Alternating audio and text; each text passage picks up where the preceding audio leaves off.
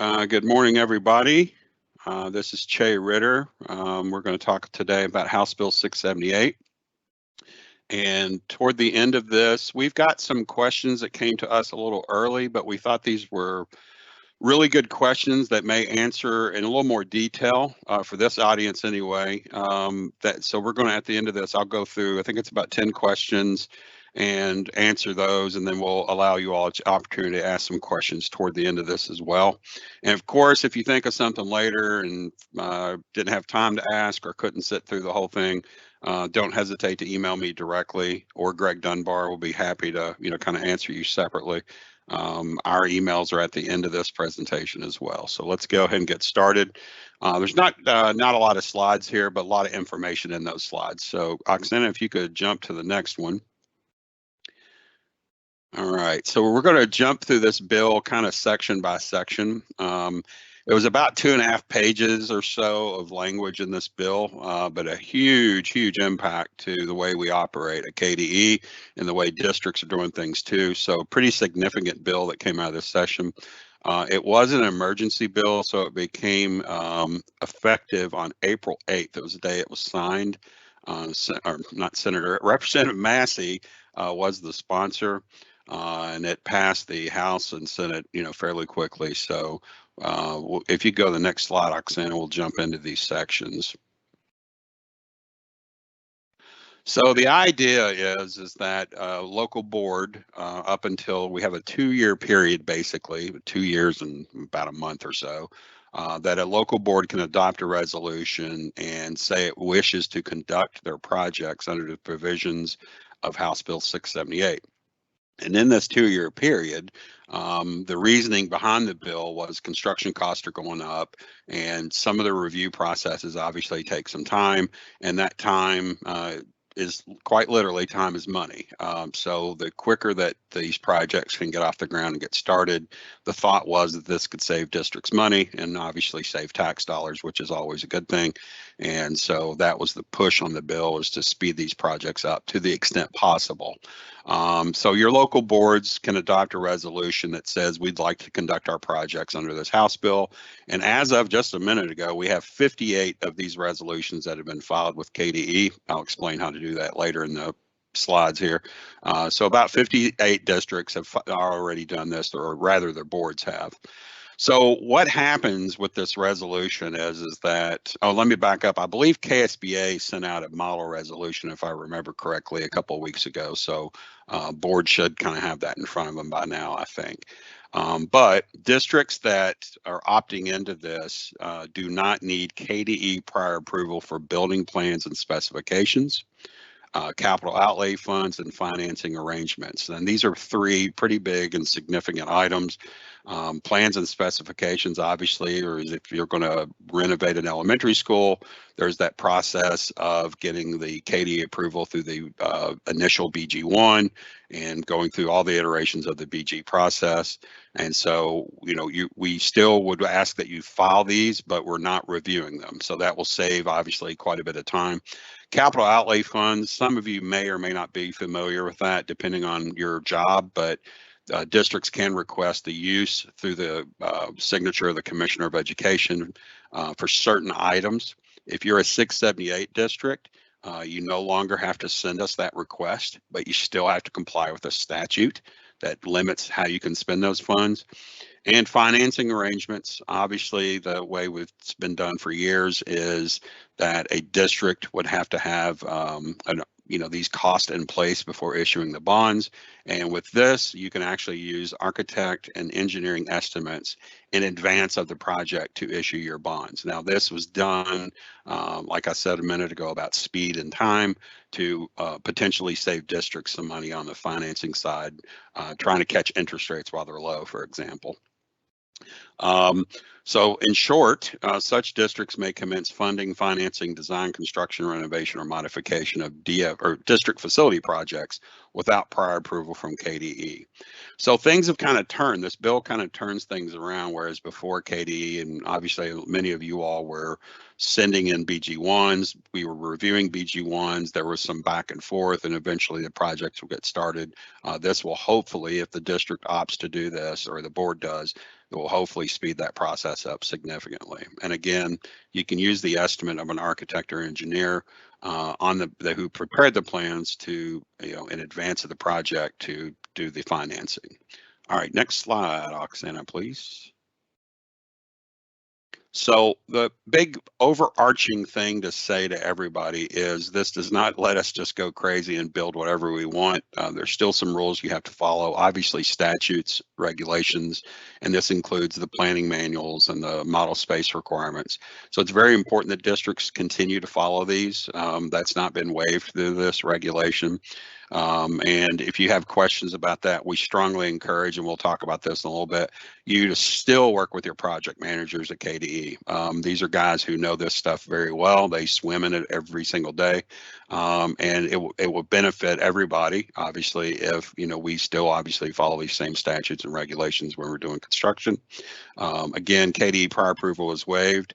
And part of this bill, and I'll explain why this is that BG1 project application forms must be filed with KDE for record keeping purposes.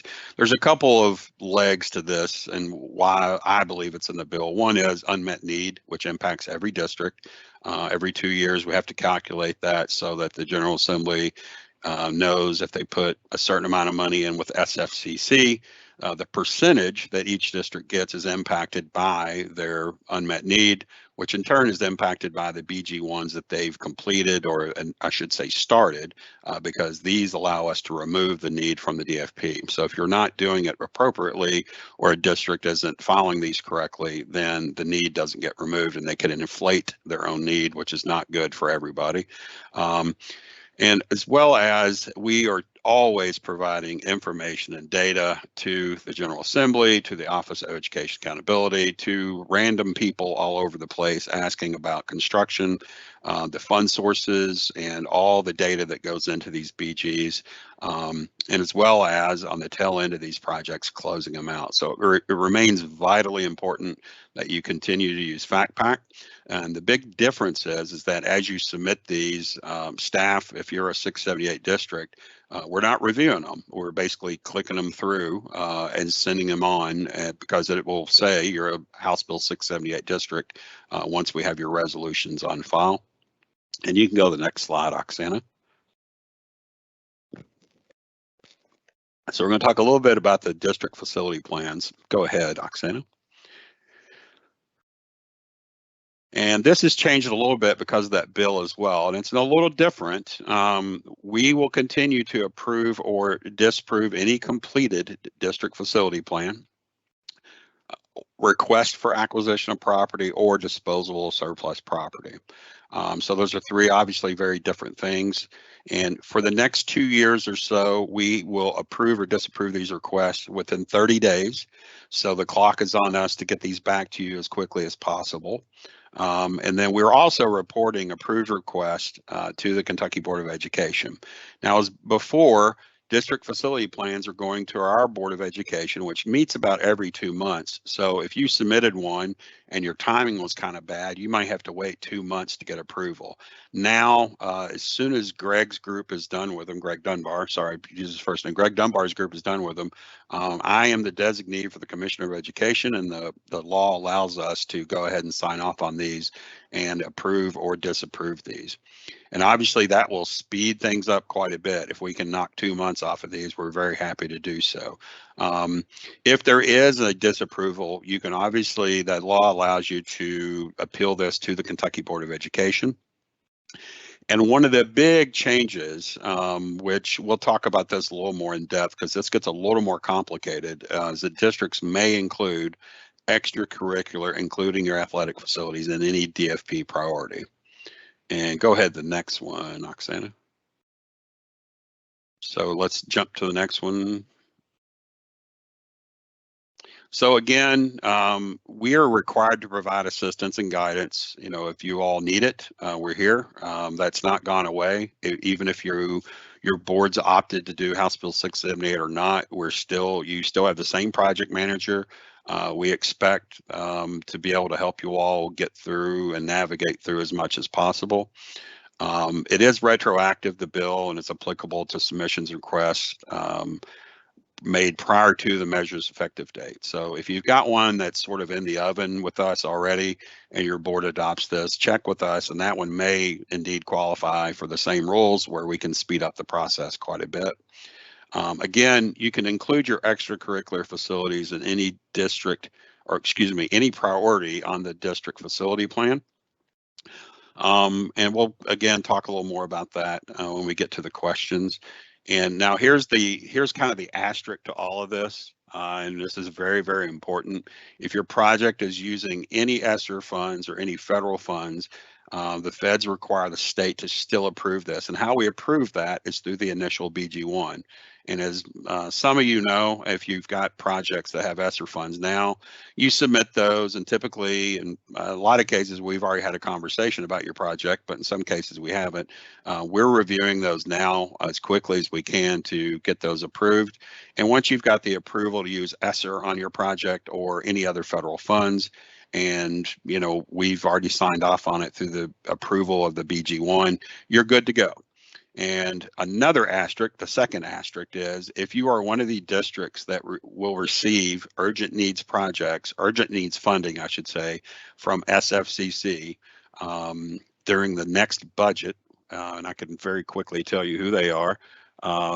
Those are actually federal funds from the Treasury. It gets a little complicated this time, and those would require our approval as well. Now, what does that mean if you're not a 678 district? You still do the same BG and go through the same approval process that you always have. If you are a district who has opted in on 678, we're still going to get at least that initial BG1 and review it and approve it and work with you on that. And then once we've approved it, you're sort of off to the races. You'll still use FactPack and still file the documents and all that. But again, we're not reviewing it past that initial approval unless you change the scope or do something fairly significant and say, we were going to use, 500,000 of ESSER. Now I'm going to use 2 million. That's obviously significant, and we want to make sure that we get that approved and make sure the use of the funds is appropriate for ESSER or any other federal funds. And you can go to the next one, Oksana. All right, so this one's doesn't have a lot to do with you all, but as always, there's always a need for us to report stuff. And we are going to actually, and this is already happening and has been happening, we're reviewing administrative regulations and all the materials, design manuals, basically everything that's on our website and elsewhere. And we're reviewing this, and one of the key words here is inefficiencies in the review and approval process. We've had, I don't know how many conversations with our board and others, superintendents, finance officers, facilities folks, about, the old process of waivers, who should have the authority to waive things, how quickly can we get things back to you all. So changes that we're really focused on is speeding up processes and making sure there's transparency still. That's really important, as well as communication back to you all.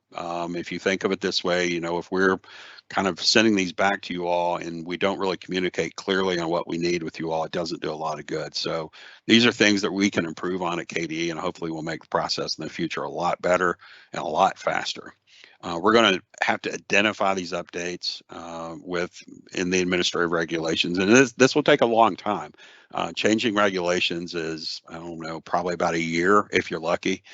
So this could be, add a lot more gray hair to my head and just basically take a long time to, clean up some of this stuff. And some of the documents, quite frankly, haven't been updated in quite some time. And so we were, well overdue to review these and make some good changes to them.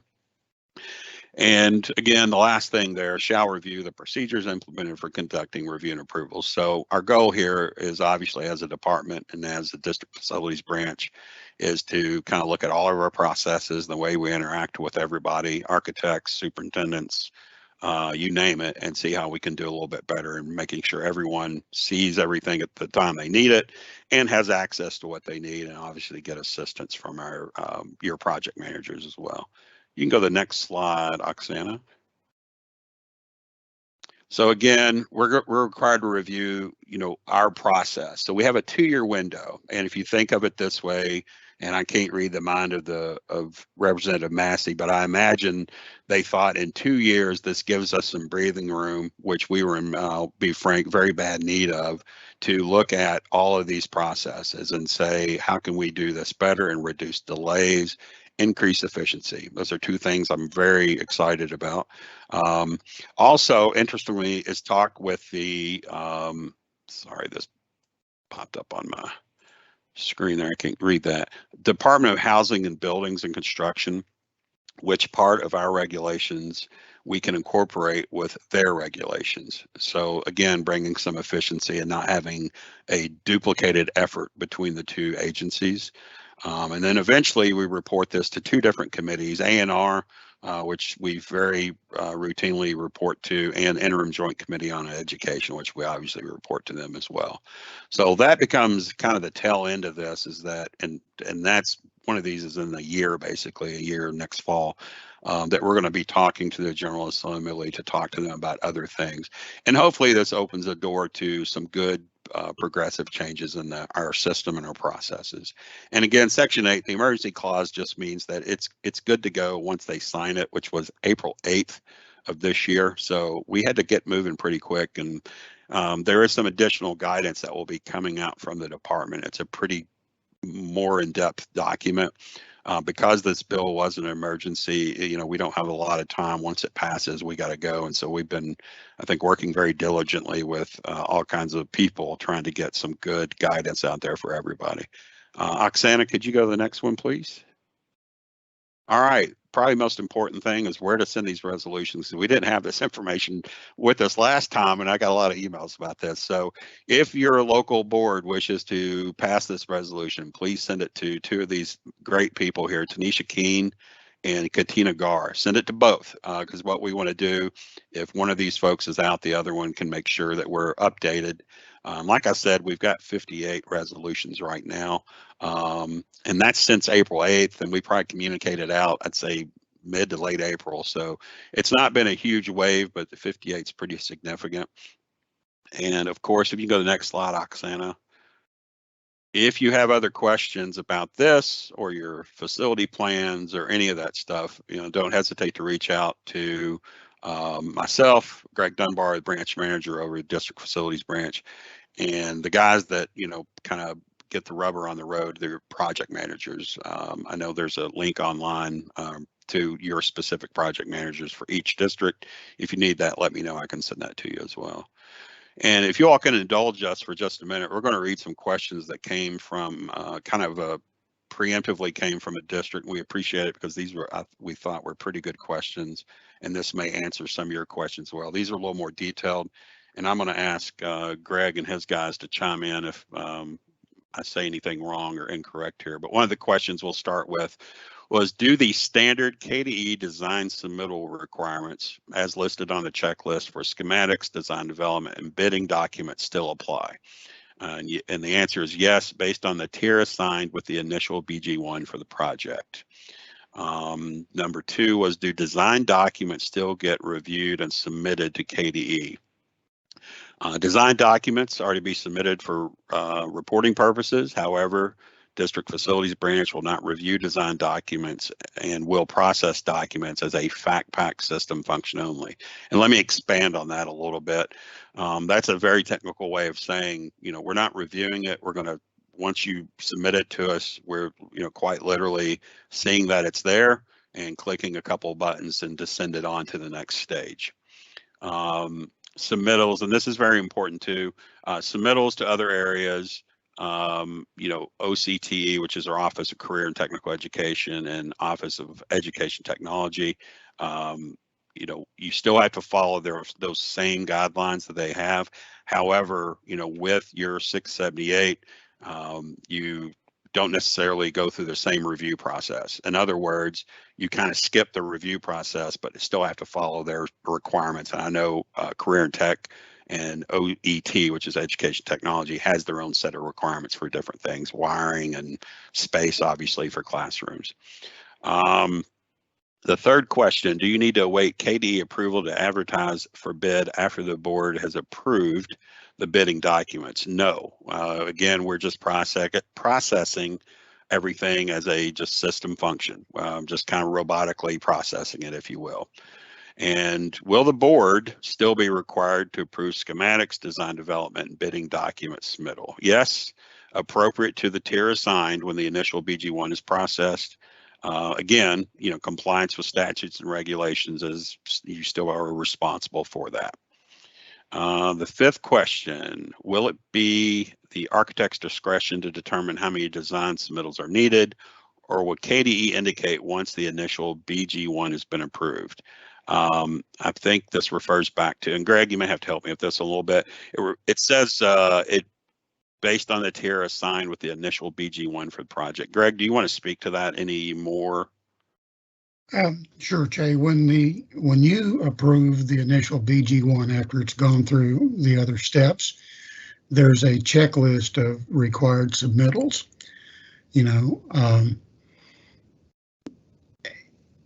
Based on the tier that is automatically assigned to the project. The larger projects get, probably tier 1 or tier 2, which require schematic, design development, and construction document submittals. But tier 3, for example, only requires construction document submittals. So it's very important to look at that checklist that gets returned to the district with the approved initial BG1. Yeah, and that's a great point, Greg. You want to use FactPack to your advantage now if you're a 678 district, and that checklist can kind of help you and tell you what you need to do. Once you get your submittals in, that checklist comes back to you, and that kind of helps you cover your bases as far as this is what we submitted and this is what we need to submit. Sixth question, and this is a short question, but really important one. Does the KDE model program of spaces still apply? That's a resounding yes. Those model program of spaces are still applicable. That, of course, is in the planning manual, and so you still need to follow those. Seventh question, will BG2 and 3 forms be required at design development / bid docs? Yes, both are required by the regulation. Do change orders still need a prior approval or any approval from KDE before being executed? No, they will be processed as a function only, or FactPack system function only, I should read. Sorry about that. Now this is, again, we talked about this a little bit. If a project uses ESSER funds, do all standard KDE approval protocols, design document review still apply? So the short answer is we're reviewing the initial BG1 for appropriate use of funds. And after that, everything's kind of done as a system function only again. And this also includes those 15 SFCC offers that I mentioned earlier that we're going to reach out to those districts. So if you are worried about that, don't sweat it. I'm getting ready to send an email out to everybody that's in that group to make sure we send them good, clear guidance on that. And we'll help you through that. Don't worry about that. I think this is the last question. Will the FactPack interface system be changing at all due to these changes?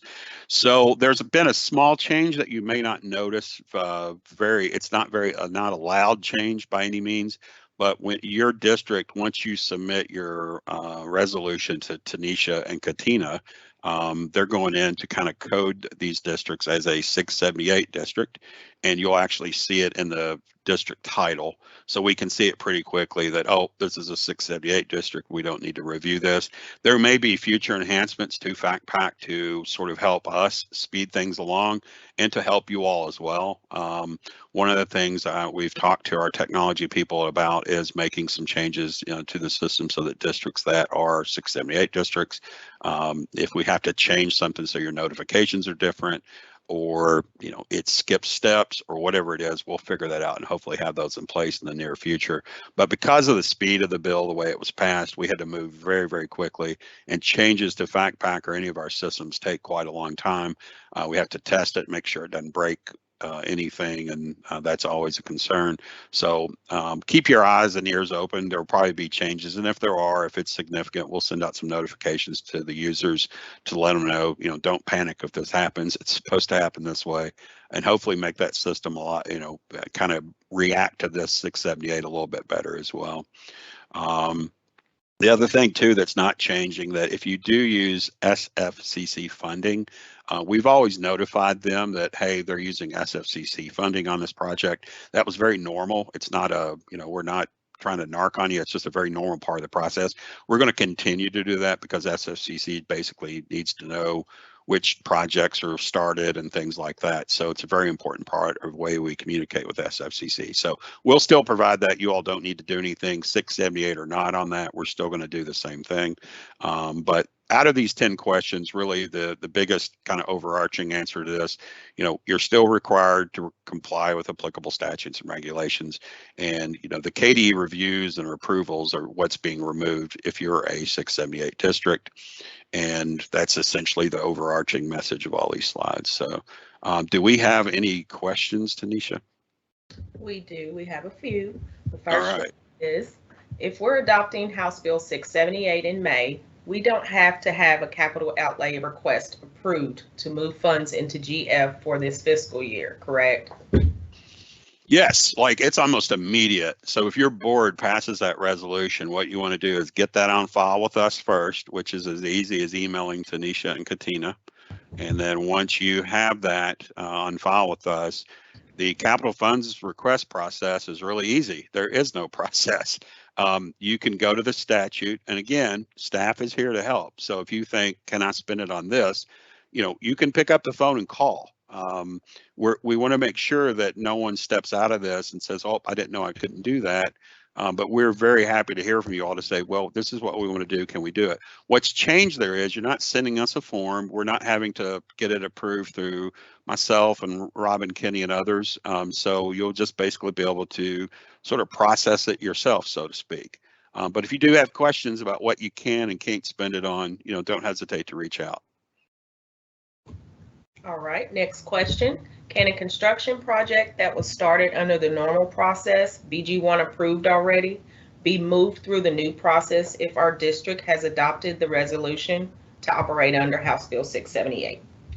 Yeah, I may have to ask anybody else that's on the call, but I believe that's a yes. So it's retroactive, that projects are sort of in the hopper, if you will. I believe once your board passes that resolution, you can sort of opt out wherever you are in the process. If I'm saying that incorrectly, I hope somebody tells me, but I think you're that's not, the case. Okay. As soon as a district is identified as a House Bill 678 district in Fact Pack, we automatically just move it through. Yeah, so if you do have a project, I don't know what stage you're at, but yeah, you can kind of, if the board does that resolution, again, get it on file with us, email it to Tanisha and Katina, and then we'll just, work through your remainder of your project as a 678 district. All right. So if we are going to use capital outlay for property insurance, we would not have to do a capital funds request?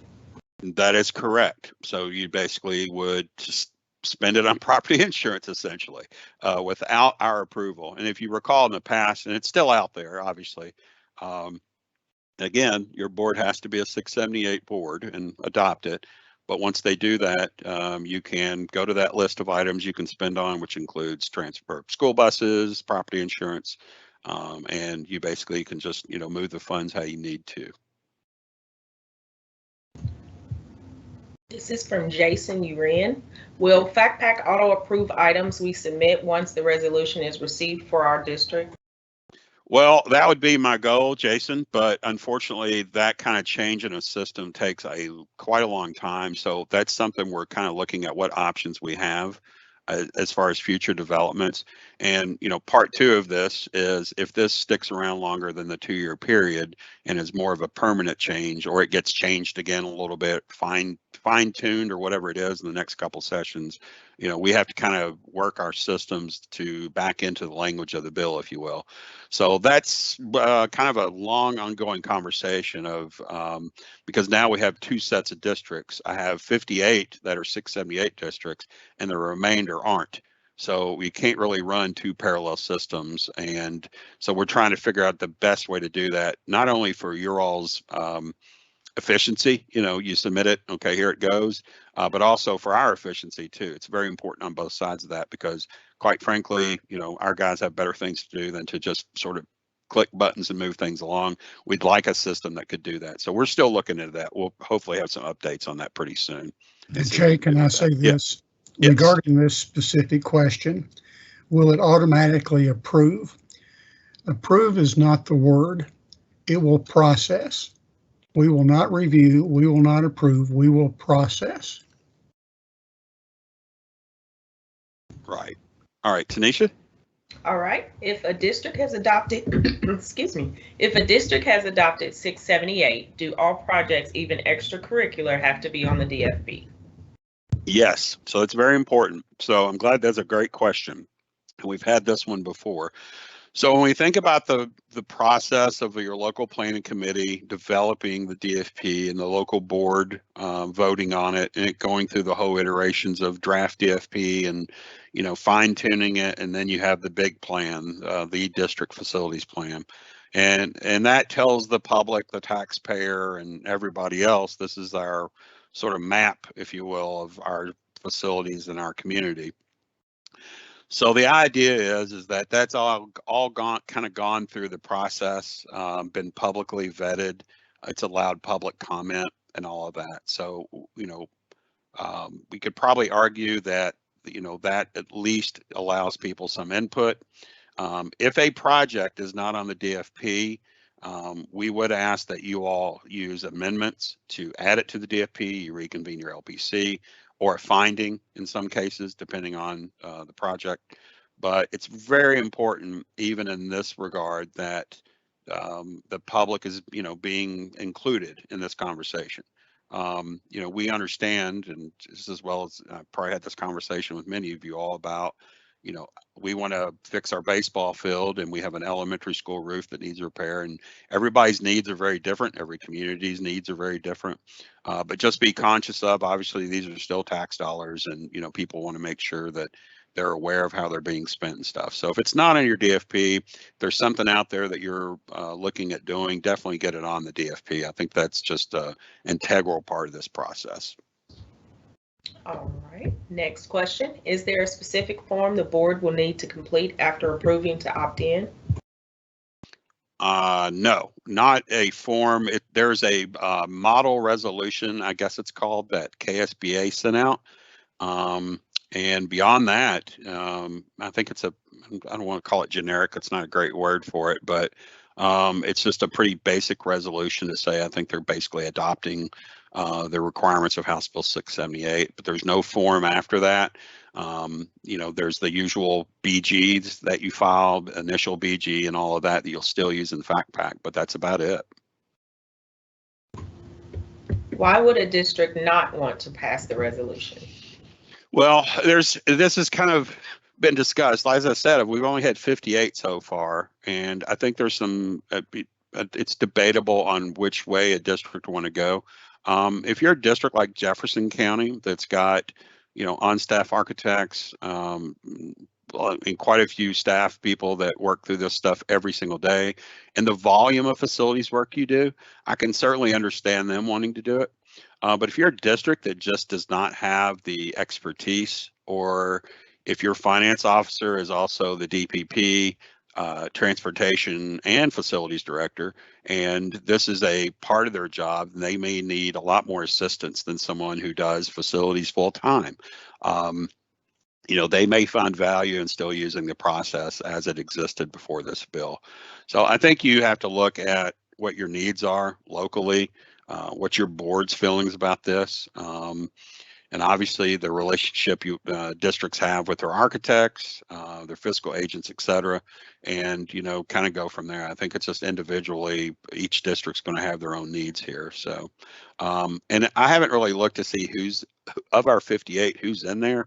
I know of a handful just because I've seen them come through, but I don't think there's a lot of rhyme or reason yet to size, but that may be the case when we get to the end of this to see, the larger districts wanted to be a 678 and the smaller ones didn't. I'm not sure which way that's going to go yet. All right, on to the next one. Does the DFP process change? Do we need the LPC to reconvene and have a finding in order to reprioritize athletic facilities not previously on our DFP? Yeah, so the LPC process, I'm going to be very careful on how I say this. The LPC process is the same. The difference is that KDE's approval or disapproval of that is going to be within 30 days. So one thing I don't think encouraging is the right word, but we want to make sure that when you submit things to KDE, like your DFP, that it's complete and ready to go so our guys can review this stuff in a timely manner.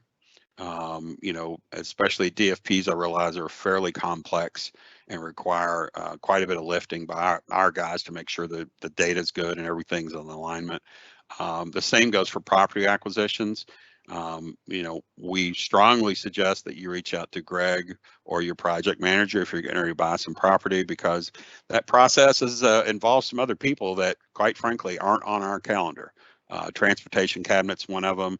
You may have to deal with some utility issues and things like that, which can slow it down. So kind of preemptively getting some work done before you submit it will save you some time as well. But get back to your original question. No, the LPC process still requires, you will reconvene, et cetera, and go through that process to add stuff to your DFP. And in some cases, the more minor things may be able to be added to a finding, which is actually done internally at KDE. So. And if you're not sure which it is, reach out to your project manager and they can tell pretty quickly, I believe. Go ahead, Tanisha. Will there be a recording of this presentation available? Oksana, will there be a recording of this? Absolutely, yes. After Yes. this, I make sure the caption is ready and then we'll upload. I will send an email out once it's ready and available in the website. Another person asked if we could post the questions and answers that you previously read out. The ones from the other district, that is. Yes, I think that'd be fine. I think we can put those out there somewhere. And Greg just pointed out it's 30 business days, not calendar days. Sorry, I don't want to put Greg under the gun. But yes, 30 business days. Sorry. Okay. If athletic facilities are on the DFP, can we use restricted building funds regardless of its priority, including turf projects? Yeah, so there's a couple things with athletic projects. So, and I'm going to kind of pick on one of my districts. Back April 20th, we were still taking some waivers to our board for our athletics.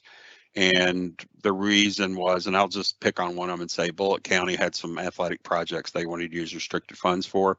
So if we had fast forwarded to, once this bill was in place, and those waivers are already set to go to the board, but what the point I'm trying to get at is they had some athletic stuff they wanted to address on their DFP.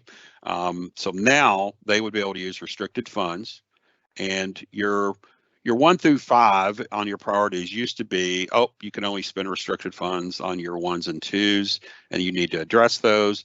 Now it's kind of been turned upside down, and you can use them, basically your priorities are a little different now.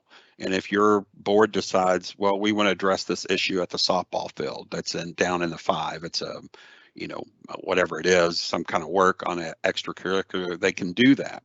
Now, the trick with turf is that typically you cannot bond on something that doesn't have that sort of lifespan of 20 years.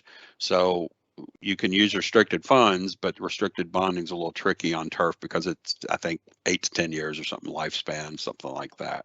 So again, work with your project manager to kind of understand, your limitations as far as turf. But if you have, for example, I'm just going to pick something out of the thin air and say, we need to repair bleachers at our football field, and we need to fix this, issues at our girls softball field, or it's a title issue or whatever it is. You can now use restricted funds. And really importantly, you want to make sure that you communicate if SFCC money is in one of your buckets, you want to definitely communicate with them. We don't speak for SFCC. They get their own budget appropriation. And that's Christy Russell and Chelsea Couch, which used to be, I still call her Chelsea Bizzle, but Chelsea Couch and Christy Russell. can help you. But I want to make sure that everyone's clear that SFCC money is a different pot, and we don't really speak for them. So we definitely would strongly suggest you talk to them before you do anything or plan anything with that money, of course. And I hope that answered that question. And I think too, one of the commenters on our side said we'll try to get a frequently asked question out there for everybody. We're going to do another one of these webinars with board members sometime this month. I can't remember when it is. It's maybe 2 or 3 weeks. I can't remember, but because we want to get this in front of board members as well, because this is a pretty big decision. And one, obviously they're passing a resolution. So it's going to be basically the same slide. So as we gather up these questions, we'll kind of put something out there for everybody that you all can refer to. So any other questions, Tanisha? Yeah, we have quite a few more. The next one, if KDE does not approve property or a BG1, then how do we appeal this for it to go to KBE? Because before KBE facilities was sending it to them. Yeah, so on the property, if it's disapproved for some reason, we'll work with you. I will work with you in DFB, the District Facilities Branch, to appeal that to our board. What we'll likely do, because that hasn't happened yet, we will likely have what's called a staff note, and we'll have an agenda item for our board, which is going to be, basically it will explain the issue. It will explain why it was disapproved by KDE staff, and, and then it will kind of allow you the opportunity to address our board. And if you will, if you think of it, and this is a bad analogy, kind of a courtroom appeal, that you'll be able to say, hey, we politely disagree with KDE and here's why, and allow the district to state their piece and to ask the board to, pass that appeal or, whatever. But we'll develop a process for that. It will probably look a lot like our waivers did in the past, if you ever did those.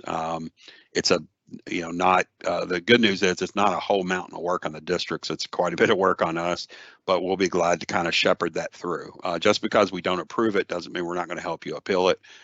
We obviously communicate with our board pretty frequently too. And Tanisha, what they mentioned, the BG1, if you're a 678, we're not disapproving those.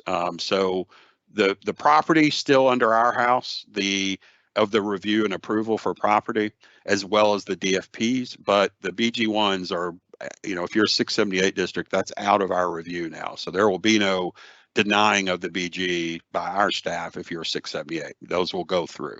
You just need to obviously set it up as an initial BG1 and, kind of click it through, and then we'll just send it on basically from that point. All right, the next one. In the past, AIA Kentucky and its Committee on Education has offered to lend assistance in updating the design manual. Will KDE accept this offer and have open discussions on the revisions and updates to the design manual and other processes?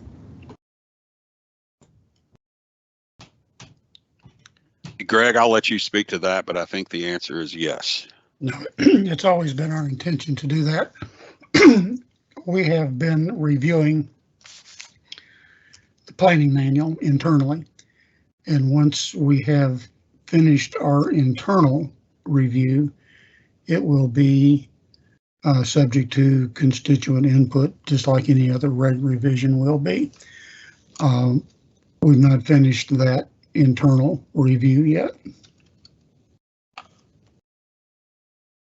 Thanks, Greg. Go ahead, Tanisha, the next one. This question is from Mary Lynn Lane. You mentioned that the urgent needs funding included in the recent budget are actually federal funds from the Treasury and therefore have the same reviews as ESSER projects. Will these projects also be subject to Davis-Bacon wage rates? That is a wonderful question, near and dear to our heart, because Greg actually reached out to SFCC. These funds have got a strange history that I don't care to repeat, but Greg did find out today, I believe, that the funds are not subject to Davis-Bacon. Now, again, these are the SFCC special offers of assistance, which are somehow federal funds from the Treasury. It gets a little complicated, but he did confirm with SFCC that these are not subject to Davis-Bacon. And I believe, Greg, and you correct me if I'm wrong, that SFCC confirmed that with the state budget director, who in turn confirmed that with the U.S. Department of Treasury. Is that right? That's my understanding. Okay, so that's our understanding, but fantastic question, whoever asked that. You win our prize today. Next question. If we are a 678 district, but our board wants to do some projects as a 678 project, but others not as a 678 project, how do we let you know we want a specific project to follow the previous review? Well, I think we determined, and this gets a little complicated because once you submit or once you kind of commit to 678, and your board hypothetically could do another resolution to say we don't want to do this anymore. But if your board has opted 678, there's a different set of rules for you, and I'm not quite sure. We'd have to probably look into the details of the language and say, can they do some projects under 678 and some not, because your board's committed to 678 by passing that resolution. The resolution doesn't really say, you know, we're going to do some projects under 678 and some not. So I'm not sure you could actually do that. We'd have to probably do some, I'd say some legal review on that bill to figure out if a district could do that. Now, I want to really emphasize, and that's a good question, by the way. I want to really emphasize, because I think the fear is that what if we get into something we're not quite sure about and we still like KD to review it and do, or, you know, approve it or whatever. You know, nothing prevents us or you from seeking out our help to, you know, answer questions and to, you know, while we're not approving these projects, we're not reviewing them. If you've got a question and think, well, is this a good or bad idea, or what would we have done in the past on this? You know, we've got staff that are still there that will provide assistance, you know, to the extent possible. Just because you're a 678 district doesn't mean you're out in the ocean alone. It just means that KDE's not looking over your shoulder nearly as much, and that, you know, projects will hopefully, and that's the point of the bill, get started quicker. With construction costs going up every day, you know, this is going to probably become more and more important. And as I've looked through BGs lately, and I see the initial was 500,000, and now the next one's 650,000. You know, we can see the costs are going up precipitously, and we understand, you know, that's the intent of the bills, to get these things moving. So, but again, I stress, you know, don't hesitate. Even if you're a 678, you know, you can ask questions. You're not ostracized. The department really wants to make sure that these things are done correctly. So if we can help in any way, that's, you know, hugely important to us too. All right, Tanisha, go ahead. We have a question from Tarvin. Will CFRs be required for use of projects on the priority 5 items or other maintenance items? No. So if you're a 678, don't file the paperwork with us, basically. You know, so in the past, and what Dr. Tarvin's probably speaking to is, if you had, I'll just say something and say you wanted to, I don't know, do some turf on your baseball field, and you had enough left over in capital funds. In the past, you would have filed the paperwork with us to say we want to put it on this ball field. Here's our, you know, BG, blah, blah, blah. And now if you're one of those districts and you've got the money and it's an allowable use, you can use it, and you don't have to file the request with us, nor do we have to approve it. And that's the important part. But great question there. Does co-op purchasing remain the same except for the prior BG1 approval? I believe that's a yes. So the bill does not address co-ops at all that I'm aware of, and nor does it change anything with the requirements. Greg, do you want to speak to that at all? Co-op purchasing, in our opinion, only removes the advertising and bidding requirements for that project for the items in the cooperative purchase agreement, which are covered with unit prices. So the question, if I understand the question correctly, you know, 678 district submits a BG1 and they're using cooperative purchasing, we'll approve it, stating they're a 678 district, with the understanding that they will abide with applicable statutes and regulations. Right, and that's the important part of this, is they still have to follow the applicable statutes and regulations. So, okay, thank you, Greg. Does House Bill 678 still apply retroactively? Yes. Yeah, I think that language is actually in the bill, so it is. It's in one of the slides way back, but it is. So if you've got basically a project that's kind of midstream or even the beginning stages, and then your board passes that resolution.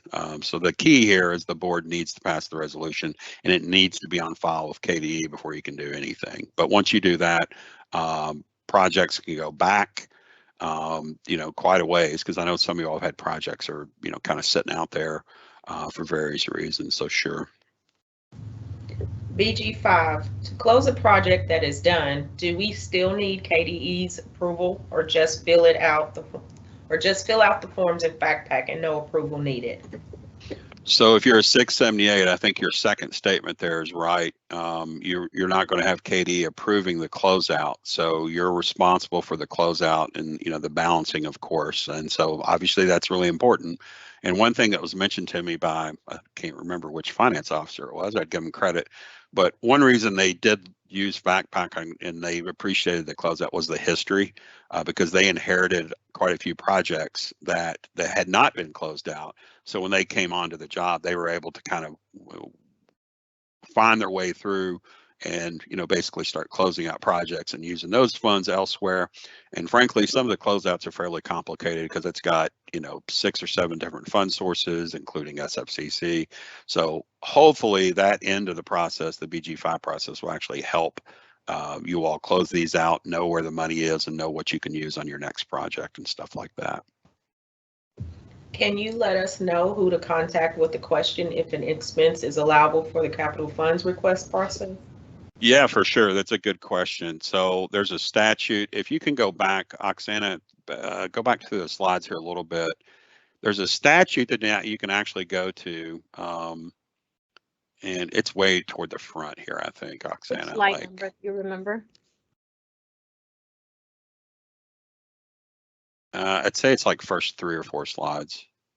Let me know when to stop, okay? It's one, yeah, keep going. Keep going. Okay, go down 1. Okay. Go down there. Okay. Go down 1 more. So here's a couple of sources for you. KRS 157-420. That's the statute you want to look at. And if you just do a Control F and look for property or insurance, it'll take you to that section that's relevant to capital funds request. And there's also on our website is the capital outlay funds guidelines, and they've been out there. We may update that for 678 districts, just kind of shorten it and say, hey, here's the stuff that we've typically over the years found to be approvable items. So it gives you an idea. And when all else fails, we've got a couple people you can contact. One is Crystal Smith. That's with a K. She's a branch manager, and she's reviewing all the old capital funds requests you all sent in. And her staff, Sarah Tandy is another one. That's Tandy. But take a minute if you can to look at 157-420, and I'm sorry I didn't put the subsection on there, or look for our guidelines out on the web. They're out there, and it will literally list some of the stuff you can spend on, and off the top of my head, it's like school buses, property insurance, and you have some flexibility in there, like on property maintenance, for example, and something Dr. Tarvin mentioned 10 minutes ago or so was, can we use this on turf and on a project? Now, here's an interesting little kind of factoid. Someone asked earlier about what if a project's not in our DFP?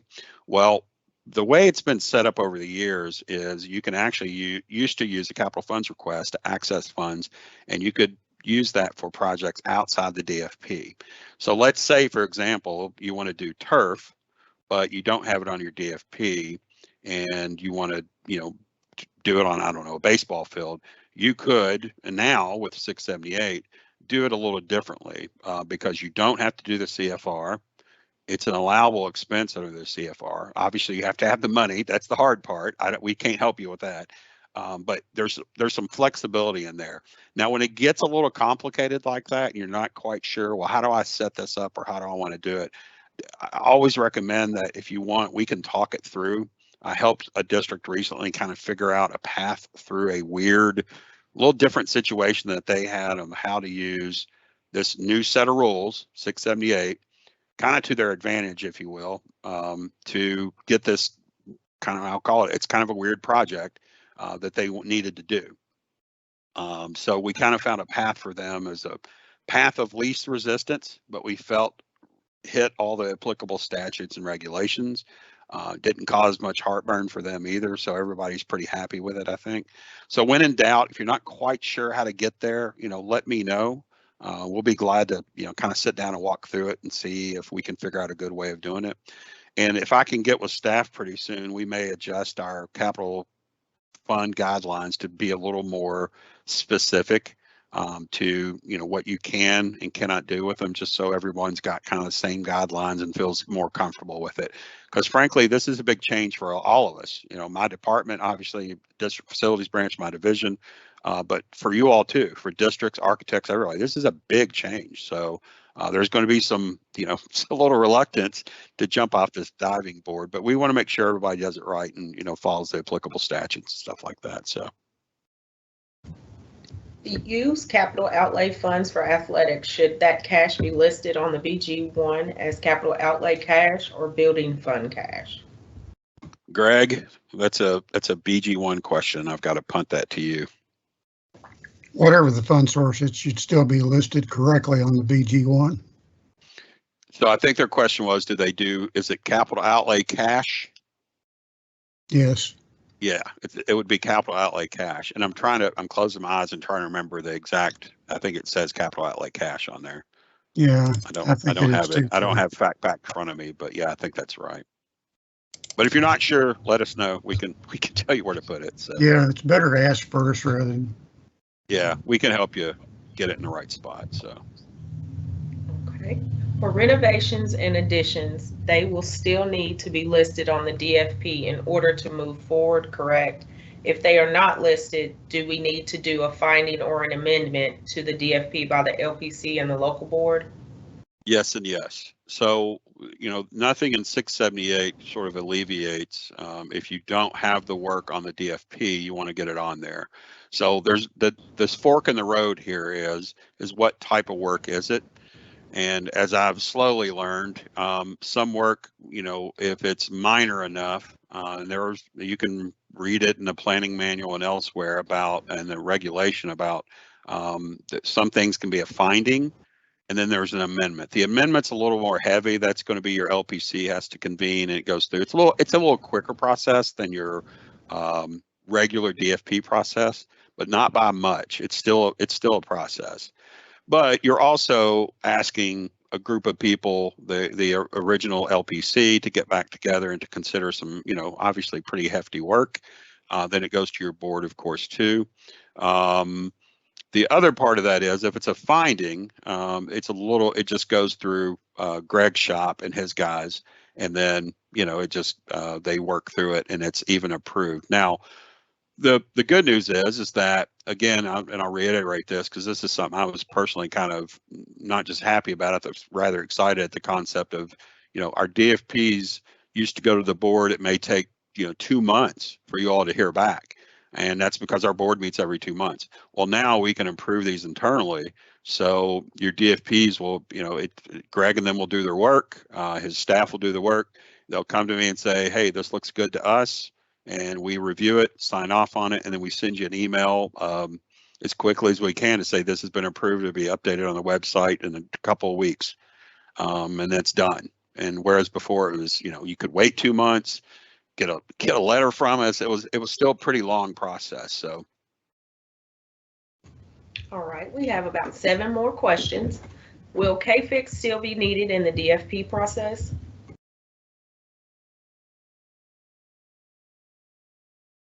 Yeah, K-Fix is not addressed in this bill, so it's not going away. So it will be needed in the DFP process. Greg, do you have anything to add to that? No, I don't. Each district is still encouraged to completely assess their buildings using the asset planner and the 3 surveys that are part of K-Fix, and use those to inform your district facility planning process.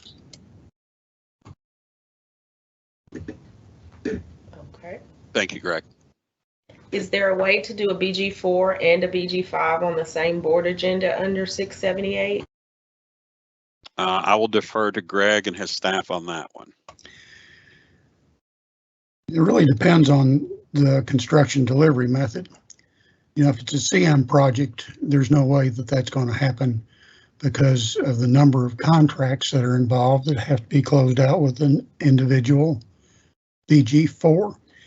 If it's a very simple project and you have accounted for all the expenses, it might be a possibility.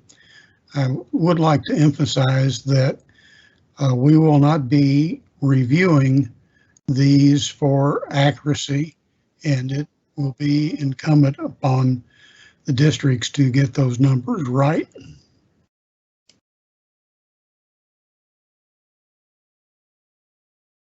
Yes. All right.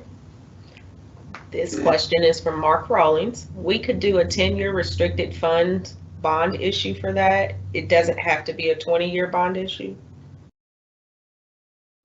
Is that in relation? I'm going to guess that's in relation to turf. To the question. I think and this is something that, again, we're trying to address as we move forward through our review process, was turf was just not, I don't think it was a. Yes, it was a question, sorry. Okay, all right. Turf was just not something as big back in 2008 for, you know, high schools and athletics everywhere, basically. And now it's obviously much more prevalent. I would dare say common. So I think this is something that we need to sit down and figure out as far as what we feel is appropriate. Would a 10-year bond allow districts to, you know, do this? Sure. Is the lifespan of the product viable for 10 years? And that's something I think we've got to kind of figure out as well. So that's a good question, Mark. I think we're gonna have to circle back on that one and kind of figure out, you know, where the department is on that one. But it's a good question. If items were submitted in fact pack, then we submitted our resolution before they were approved, how quickly will those be processed? So if an item was submitted and then you did 678, well, once you do 678, if you can, you know, kind of give us a heads up, we can, you know, move it along.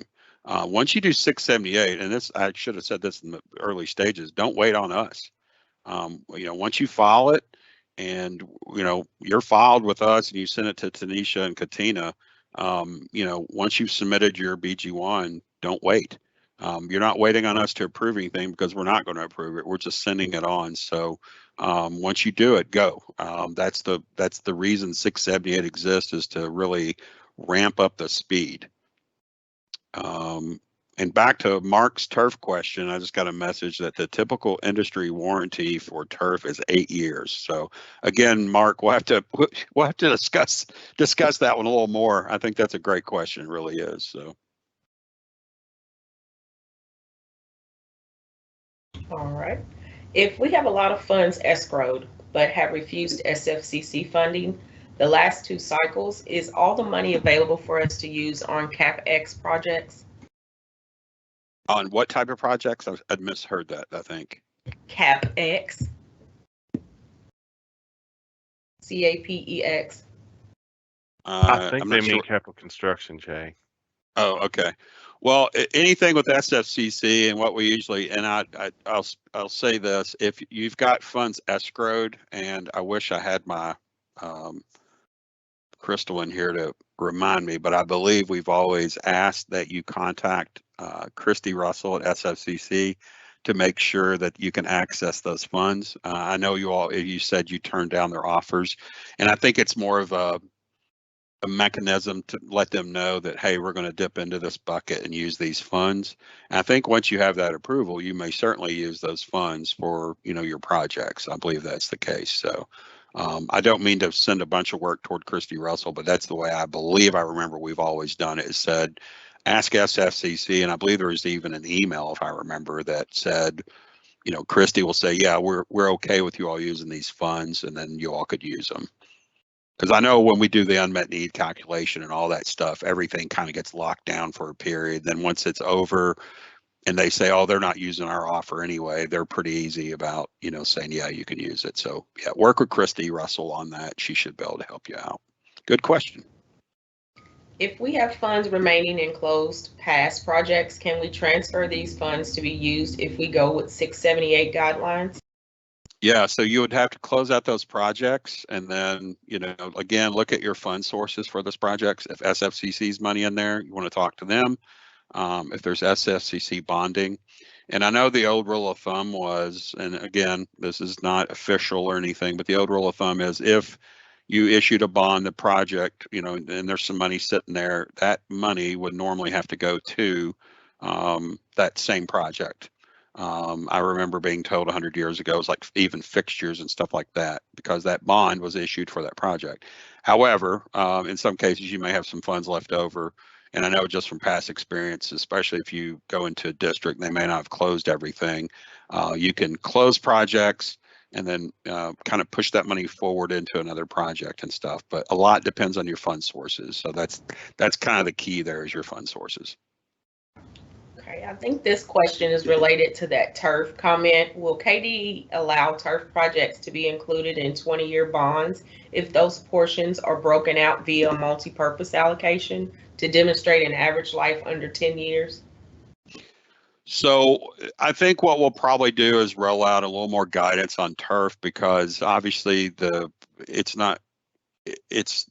just becoming more and more prevalent. And I think if working with your fiscal agent and your fiscal agent and the bond counsel, and looking at the terms and conditions of the bonds for turf, for example, bonding something that doesn't have a typical lifespan, I should say. And I'm sure there are examples where turfs lasted longer or shorter, depending on the use, I'm sure. So want to be very careful when I say that. We're not the ones that really determine how long turf will last, nor are we the bond counsel or the fiscal agents. And when you're borrowing money from the public, those parties are really important in that process.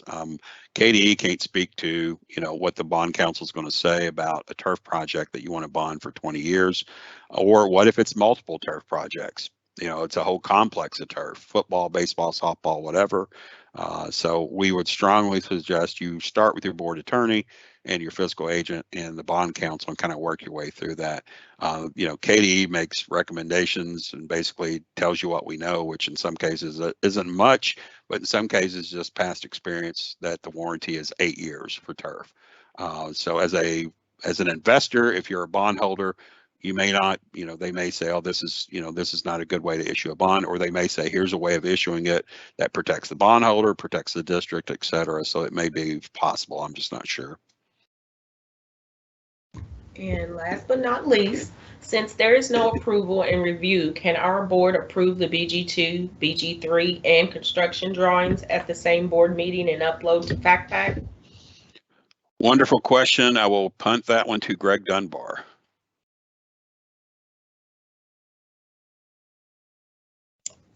I think that'd be allowable. And that's a yes. Yes. That is all we have. Well, I just had one more come through. Last one, okay. Can the drainage and subsurface base of a turf field be bonded for 20 years since it will last 20 years plus? See, now this has turned into a turf call. Again, we're going to have to look into this a little further. I mean, that's a construction question. I think we need to discuss internally to figure out if it's separate from the project, separate from the turf, and they'll have to look back through some other projects to see how they've done that. I don't want to put Greg and them on the spot to commit to anything, but again, if we need to issue guidance for turf, if turf is that big of a topic for everybody, I think we can, start that discussion as well with all of you all. Because obviously, there seems to be a lot of turf questions today, which I understand why. I see these BGs, there's a lot of turf projects that are going on, so I understand why. But as always, individually, your projects, we're glad to help, even if you're a 678 district, or if you're not, help you review kind of what you're wanting to do. Strongly emphasize, your project managers, aren't going away. We're not sending them on vacation or anything. So they're still around to help you all. And if you have questions about, a 20-year bond on turf, or, can we do the drainage work this way and that, we're still here to kind of help walk through that. And at least if we can't really give you an answer, we can give you some things to think about the viability, about the, if it's a good idea, or other things to think about, or kind of tell you about past projects that we've seen come through. And you may want to talk to other districts about it too, to understand, what's included, what's not, and things like that. Tanisha, do we have any more questions? That concludes our questions. All right. Oksana, can you scroll that very last slide for me real quickly, Sure. please? Just want to give people a chance. Again, if you've got board resolutions, email those to Tanisha Keene and Katina Gar. If you could roll up one, Oksana, I'm sorry, I told you the last one. There you go. Tanisha Keene and Katina are where you send your resolutions. And if you have any other questions, feel free to reach out to myself, Greg Dunbar, or your project manager specific to your district. We appreciate your time today. We know this is kind of a long one, but we wanted to get this out in front of everybody. Appreciate everybody's patience as we try to get some of these answers together. And again, we'll likely do House Bill 678. We're kind of putting wheels on the train as it goes down the tracks. If we have any additional guidance, we'll send it out. And I'm hopeful we'll have a bigger guidance document in the next couple of weeks go out to everybody. And I'll try to get that to the fiscal agents as well, so they have a copy of that, because I know they were in on this, listening to this as well. So, all right. Thank you all very much. Have a great day.